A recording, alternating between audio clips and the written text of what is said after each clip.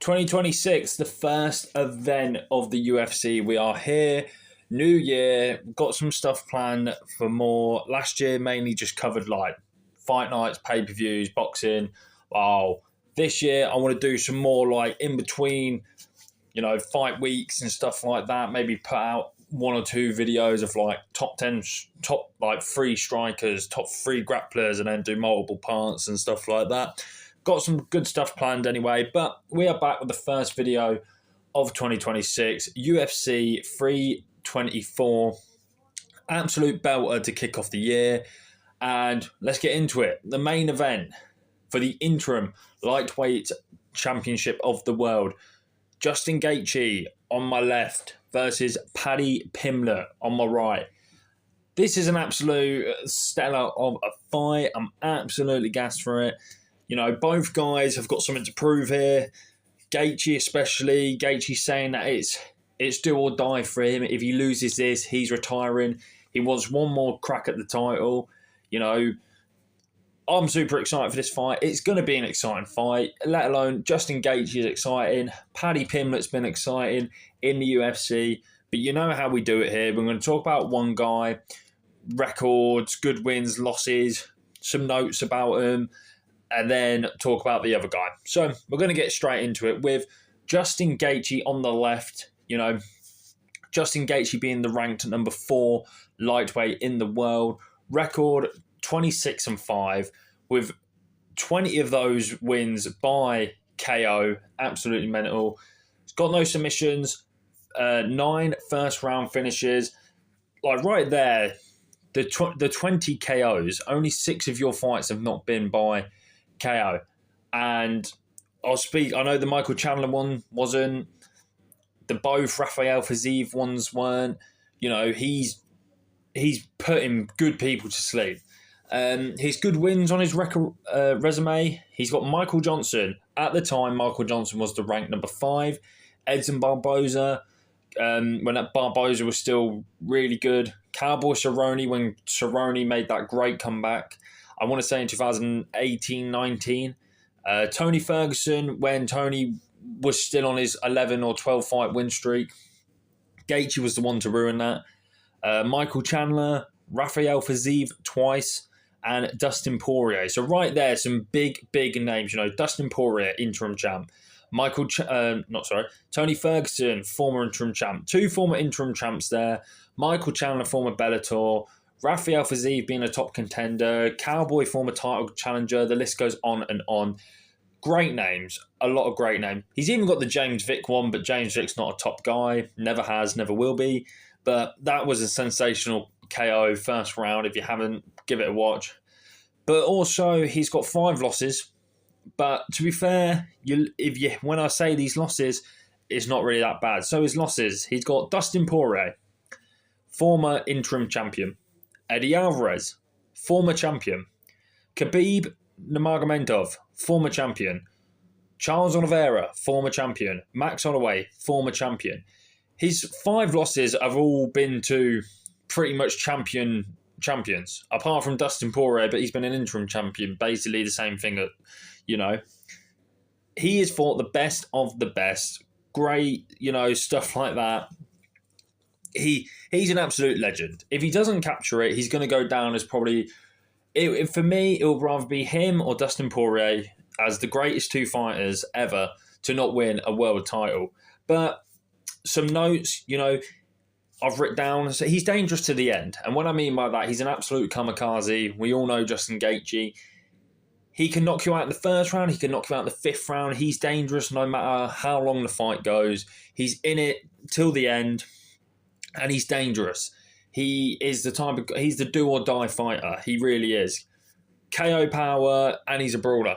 When you get a guy who's a brawler and who has got scary KO power, it's just dangerous. It really is dangerous. He's got tremendous leg kicks. Probably some of the hardest leg kicks we've ever seen in the UFC. Prior to the UFC, he was like TKOing people with his leg kicks. They were that hard. Even like in the game, I know it's like a game in the stat, but when I play as Justin Gaethje, I'm spamming those leg kicks because they're just that brutal. He also, I think people forget about this, but he can wrestle. Justin Gaethje can wrestle, not to the top level. I'm not saying like a Khabib or people like that, but he can wrestle. He's got it in his arsenal if he needs to use it. And I said this he'll fight till the end. He'll fight until the last bell. He will go all out. We saw it against Max Holloway. I know he lost to Max Holloway, but even though he was losing, he was still in it, dropping Holloway at one point. Got some beautiful boxing as well. The kickboxing has become better over the years, but I think he's more now a technical fighter than the old Gaethje we love in the brawler. But Justin Gaethje, he's still an absolute belter to watch. Every time Justin Gaethje's on the card, it's going to be a good night. Even my mates who are not UFC fans, they've come over and watched some Justin Gaethje fights and said that's the best fight they've ever seen. So, entertainment value, he's a 10. Just some other little stats from the United States, and he is 37 years old, so time is running out. I think Gaethje's doing the right thing in saying, look, I'm making one last run for the title. If he beats Paddy Pimblett, he's the interim champ, and then he goes against Ilia Topuria. Ilia said he's going to be back in April, June. So for me, that's quite decent. We'll get 2. If Gaethje wins this one, we'll get 2 Justin Gaethje fights. 2026 to close out his career. Banger. So that's Justin Gaethje on the left. Now let's talk about Paddy Pimblett on the right. Paddy Pimblett being the rank number 5. This is 4 against 5. Love the matchmaking here. 4, 5. Love it. Perfect. He's got 7 wins by KO, 10 big wins by submission. He's got no first round finishes, but straight away there, when we look at Justin Gaethje, the 20 KOs there are the standout. Paddy is pretty consistent with the KOs, 7 KOs, 10 submissions. The 10 submissions there are the ones what scream out to me. Good jiu-jitsu guy, very good on the ground, isn't afraid to go to the ground. But we'll talk about his good wins. His good wins, he hasn't got many because he hasn't been in the UFC that long. And for Paddy Pimblett, he's been pushed to the top very sneakily in the way of he beat Tony Ferguson when Tony Ferguson has lost he lost 7 in a row or 6 at the time. So it was kind of a guaranteed win there for Paddy. He got that, then fought against King Green, or Bobby Green, whatever you want to call him. Bobby Green was ranked 15, 14, so Paddy got then the opportunity to fight him, submitted him to be fair, then fought against Michael Chandler, and he absolutely dominated Michael Chandler, what I weren't expecting. So that win there is probably the standout. It is the standout win. King Green's not the best in the world. Tony Ferguson at that time was not the Tony we all know and love.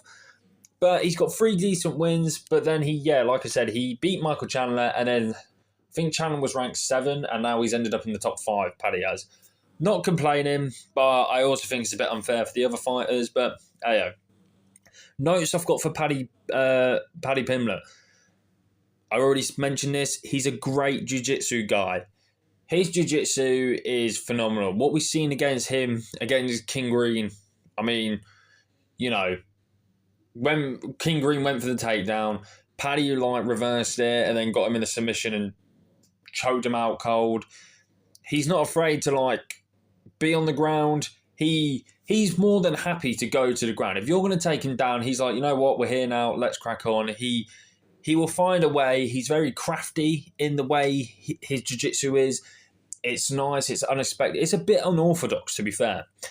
I've also read he's dangerous everywhere. Now, like I said, with the Tony Ferguson one, I get it was an older Tony, but Paddy still dropped Tony Ferguson. He dropped Michael Chandler. He submitted Bobby Green. He submitted some of his other people in the UFC he's fought. Paddy Pimblett is dangerous everywhere. And now that he's getting a bit more comfortable with the hands, I think this is why this fight is going to be so much fun. He's unorthodox and a strange style. The way he, his stand-up is very weird to me. Hands down, the front kicks are really good. He's just unpredictable. You don't know what he's going to throw. You don't know what he's going to do. he'll throw a flying knee out of nowhere or a spin kick or whatever. Like, he's not some mental striker, but he mixes it up well. Very crafty and that. And to top it off, he's on a 9-fight win streak. So if Paddy wins this, he's at double digits. Most likely, well, it is the title shot is next for both of these guys if they win.